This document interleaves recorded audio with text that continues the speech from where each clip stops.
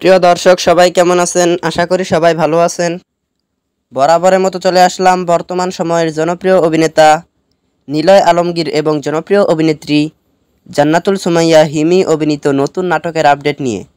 নাটকটি কবে এবং কোন ইউটিউব চ্যানেলে দেখতে পারবেন সম্পূর্ণ বিস্তারিত জানাবো আজকের ভিডিওতে।